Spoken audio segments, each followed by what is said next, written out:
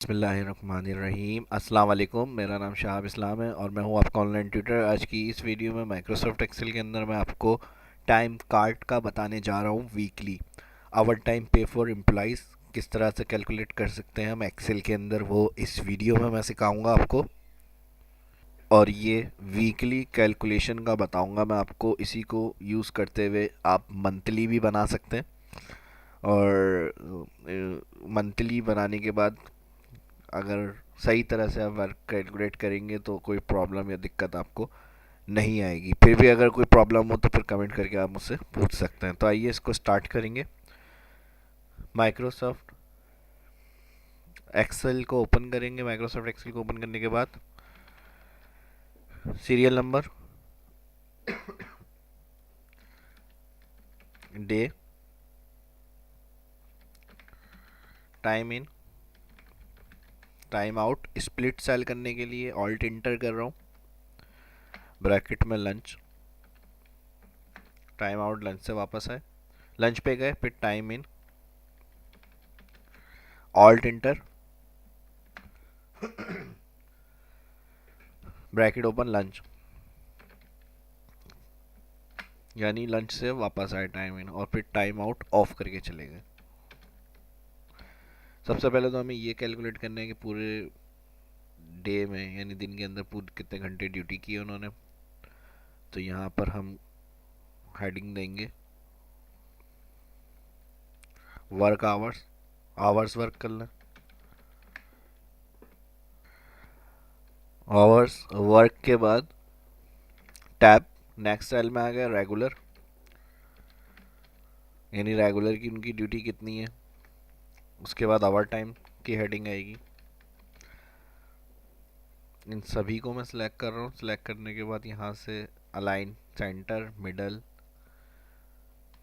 Font को थोड़ा कम कर रहा हूँ, बोल्ड।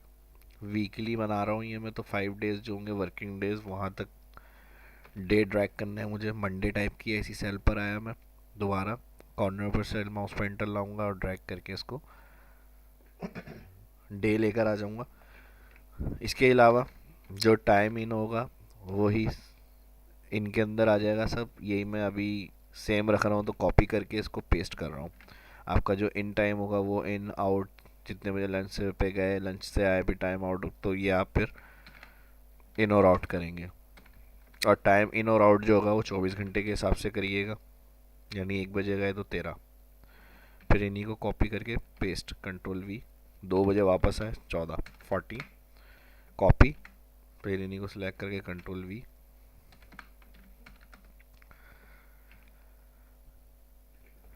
Copy, paste. इसमें कहीं कहीं पे मैं चेंजेस कर देता हूँ ताकि जो कैलकुलेशन मैं आपको समझाऊंगा वो इजीली आपकी समझ में आ जाए। किसी का टाइम मैं कम कर रहा हूँ, किसी का बढ़ा रहा हूँ। डे का, अब जैसे यहाँ पे ये 2:30 बजे आए तो इनको मैंने 40-30 किया। यहाँ ये एक दिन 9 बजे आए, इनको मैंने चेंज किया।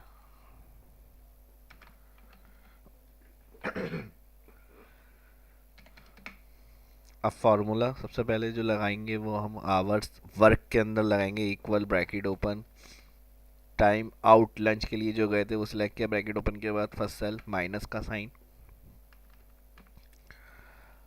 टाइम इन, जितने बजे जीटी पे आए, फिर ब्रैकेट क्लोज, प्लस, फिर bracket open, time out select, of करके गए वो वाला सेल, माइनस का साइन देंगे, माइनस के साइन के बाद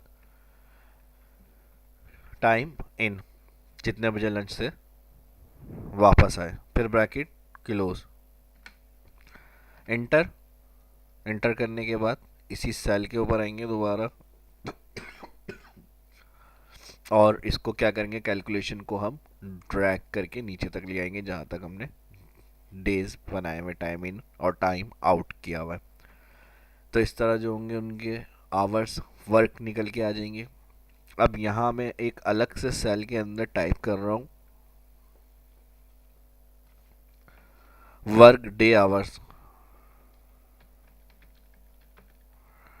यानी रेगुलर की उनकी टाइमिंग क्या है। जो भी आप यानी जो एम्प्लॉइज का ओवर टाइम पे की ये शीट बना रहे हैं, तो उनकी जो रेगुलर की टाइमिंग है वो कितने घंटे ड्यूटी है वो यहाँ इन करेंगे। मिसाल के तौर पर 8 आवर्स ड्यूटी है तो मैंने 8 टाइप किया यहाँ पे। उसके बाद हावर्ली रेट और ओवर टाइम रेट, इसके लिए मैं एक अलग से यहाँ पे सेल बना रहा हूँ।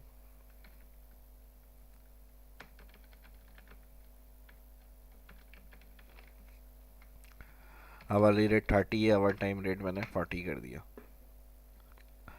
अच्छा, एक बात मैं यहाँ बताता चलूँ, बाज़ दफ़ा जब हम टाइम फॉर्मेट इन और आउट करते हैं तो यहाँ देखें नंबर सेक्शन होम में बाय डिफ़ॉल्ट तमाम सेल जो होते हैं वो जर्नल दिए हुए होते हैं, लेकिन जब हम कोई टाइम इन वगैरह का फॉर्मेट देते हैं, जैसे मैंने यहाँ टाइम इन किया था, तो यहाँ फार्मूला बार में देखें टाइम इन फॉर्मेट दिया है, ये वही कस्टम होकर आ गया, यहाँ जर्नल हट जाता है, टाइम फॉर्मेट चेंज होकर कस्टम होकर लिखा हुआ आ जाता है। तो वही जब नेक्स्ट सेल में टाइपिंग करते हैं वही फॉर्मेट उसके ऊपर भी बाय डिफ़ॉल्ट अप्लाई कर देता है। लेकिन हमें क्या चाहिए, 30 अवर्ली रेट मैंने सिंपल लिखी है वैल्यू, वही चाहिए, तो इन दोनों को सिलेक्ट करेंगे। ये यही नहीं, और जगह पे भी ऐसी प्रॉब्लम आ जाती है, अगर आप डिलीट करके दोबारा भी लिखते हैं तो वो फॉर्मेट ख़त्म नहीं होता। तो फॉर्मेट क्लियर करने के लिए दोबारा होम में नंबर सेक्शन से जाके जर्नल करेंगे। यहाँ से हम देखें जैसे जर्नल क्लिक किया 30 और 40 लिखा हुआ आ गया हमारे पास। अब फार्मूला लगाएंगे हम, इक्वल इफ ब्रैकेट ओपन, हमने कहा लॉजिकल टेक्स्ट सबसे पहले ब्रैकेट ओपन के बाद फर्स्ट सेल, ये जो आवर्स वर्क का रहा है सिलेक्ट, ग्रेटर देन है 8। अब ये जो सीरीज़ देखते हुए आ रहे हैं माइक्रोसॉफ्ट एक्सेल की, उनको अच्छी तरह से पता है, मेरी पिछली वीडियो में कई दफ़ा F4 डॉलर साइन का बताया एब्सोल्यूट किस लिए किया जाता है। जब ये सेल सेलेक्ट कर रहे हैं ग्रेटर देन, यहाँ से ये सेल सेलेक्ट हो रहा है, तो ये ज़ाहिर रेफरेंस जब ड्रैग होगा सेल फार्मूला, तो ये रेफरेंस ड्रैग हो जाएंगे सेल, तो ये सीक्वेंस भी ड्रैग होगी। तो इसलिए अब जब ये ड्रैग होगी तो 30-40 गलत हो जाएगा। तो इस सीक्वेंस को ड्रैग ना करने के लिए कि ये फिक्स रहे, F4 लगाते हैं डॉलर। तो F4 डॉलर साइन किस लिए यूज़ किया जाता है, जिस रेंज को हम चाह रहे हैं कि ड्रैग ना हो वो फिक्स करना पड़ता है सेल रेफरेंस। तो उन सेल को सिलेक्ट करने के बाद हम क्या करते हैं, फिक्स करने के लिए या एब्सोल्यूट करने के लिए F4 दबाते हैं डॉलर साइन।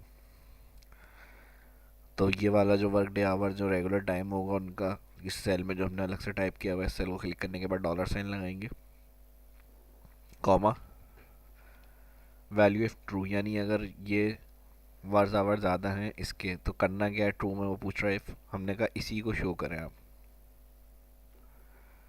सॉरी G7 गलत किया हमने, कॉमा के बाद हम कहेंगे इसी डेज वर्क जो आ रहे हैं इसी को आप शो करें, एब्सोल्यूट कर देंगे F4 दोबारा से इसको,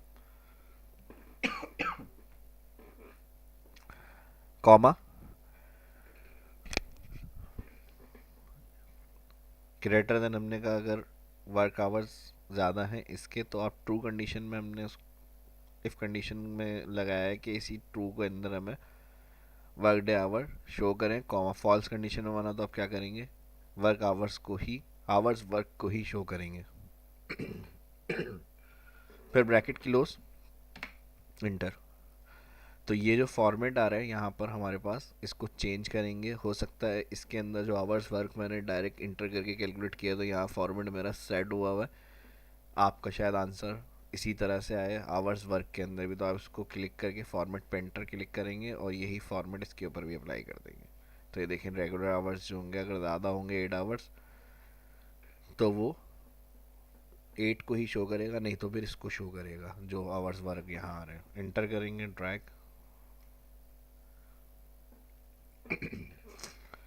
अब नेक्स्ट हमें जो फार्मूला लगाना है वो लगाना है आवर टाइम का, equal if bracket open, hours work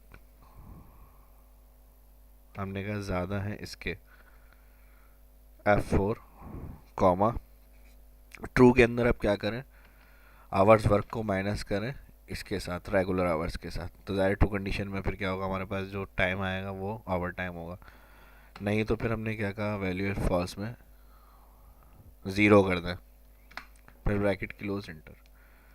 तो ये 0 हो गया, इंटर के बाद इसको ट्रैक करेंगे। फॉर्मेट सेम देना है यही, सॉरी इसके साथ गलती हो गई हमसे, G7 H7 सही है बिल्कुल। फॉर्मेट यही सेम देना है, इसको कॉपी, सॉरी, इस फॉर्मेट को हमें सेम देना है। फॉर्मेट प्रिंटर सेल के ऊपर क्लिक करते हुए तमाम एरिया सेलेक्ट करें ताकि वही फॉर्मेट हमारे पास आ जाए। यहाँ से टाइम इन चेंज करके मैं देखता हूँ, और ये 7 बजे ऑफ किया तो देखें आवर टाइम आ गया, इनका टाइम ऐड करा दो मैंने। इसके अलावा यहाँ पर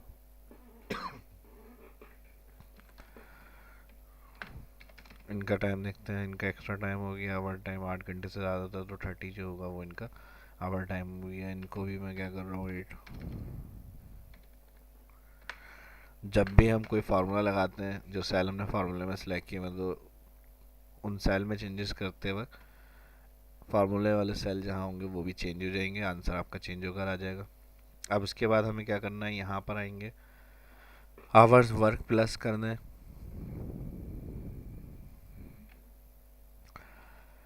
आवर्स वर्क जो आ रहे हैं इसको हमें प्लस करना है। प्लस के लिए सम फार्मूला लगाते हैं, equal all hours work select, bracket close, enter. तो ये जाहिर सी बात है गलत आंसर आ रहा है, फॉर्मेट कस्टम।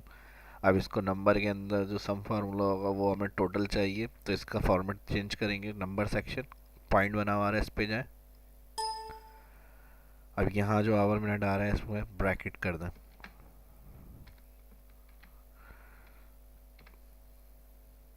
आवर से पहले ब्रैकेट आ जाएगा। ये जो कर्ली ब्रैकेट होता है हमारे पास अल्फ़ाबेटिकल पी के बराबर में, इसको सिंपल प्रेस करेंगे तो लॉन्ग ब्रैकेट आ जाता है, ये वाला ब्रैकेट इंटर करके ओके कर दें। तो इस तरह जो टोटल आवर्स होंगे हमारे पास वो इनके आ जाएंगे। फॉर्मेट मैंने बता दिया किस तरह से चेंज करके आप आंसर लेकर आएंगे। यहाँ पर कस्टम करके हमने टोटल किया हुआ है और इसको हम राइट साइड की तरफ लेके जाएंगे ड्रैग, तो वही कस्टम फॉर्मेट जो होगा सेल पे अप्लाई हुआ हुआ आएगा। अगर हम इसको मल्टीप्लाई करेंगे आवरली रेट के हिसाब से और रेगुलर आवर टाइम वगैरह के लिए, तो हमारे पास क्या होगा, वही नंबर सेक्शन कस्टम में आंसर आएगा। तो इसको हम चेंज करने के लिए इक्वल लगा रहे हैं, इक्वल के बाद ये जो सेल जिसमें हमने अभी सम फार्मूला लगा के टोटल किया मल्टीप्लाई कर देते हैं 24 से, और फिर इस सेल के ऊपर क्लिक करेंगे और इसको चेंज करने के लिए हम कर देंगे नंबर। तो वही सेम हमारे पास आंसर होगा और ये क्या हो जाएगा, नंबर सेक्शन के अंदर आ जाएगा। इसको फिर राइट साइड लेके जाएंगे ड्रैग। अब यहाँ पर हमें क्या करना है, टोटल रेगुलर आवर्स के हिसाब से कैलकुलेट करके हमें देखना है पे क्या बन रही है, और आवर टाइम की जो यहाँ पे आ रही है वो अलग अलग करना है। तो इसके लिए हम क्या करेंगे, यही जो नंबर सेक्शन सेलेक्ट कर किया है अभी हमने मल्टीप्लाई 24 के बाद नंबर सेक्शन मल्टीप्लाई करा देंगे इसको हावरली रेट रेगुलर यानी जो उनकी टाइमिंग होगी उसके जो चार्जेस हैं वो, और फिर उसके बाद यहाँ पर आएंगे आवर टाइम के लिए इक्वल वही सेल सेलेक्ट ऊपर जिसमें अभी हमने चेंज नंबर फॉर्मेट किया है मल्टीप्लाई, और आवर टाइम रेट जो होंगे वो सिलेक्ट। तो ये हमारे पास आ जाएगा अमाउंट, और इसके बाद टोटल पे। इसके लिए हम क्या करेंगे, यहाँ पर सम फार्मूला लगाएंगे, इक्वल सम ब्रैकेट ओपन, और इन दोनों वैल्यू को सिलेक्ट करके ब्रैकेट क्लोज एंटर। तो यहाँ जो टोटल अमाउंट पे होगा वो हमारे पास आंसर आ जाएगा। तो इस वीडियो को देखकर इसकी प्रैक्टिस करें अच्छी तरह से, और इसको इसी तरह से ज़रूरी नहीं है आप बनाएं, इसको चेंज करके फॉर्मेट वगैरह कॉलम में भी बना सकते हैं। ये मैंने आपको समझाने के लिए इस तरह ये डिटेल से बताइए। बाकी ये वही कि वीकली है, अगर इसी तरह मंथली होगा तो फिर उसको समझ के हम मंथली किस तरह से बना सकते हैं वो कोशिश करें बनाने की। और अगर फिर कुछ प्रॉब्लम है तो सवाल करके कमेंट करके सवाल कर सकते हैं, मैं आंसर करूँगा। इसके अलावा ये वीडियो कैसी लगी कमेंट करके ज़रूर बताइएगा आप।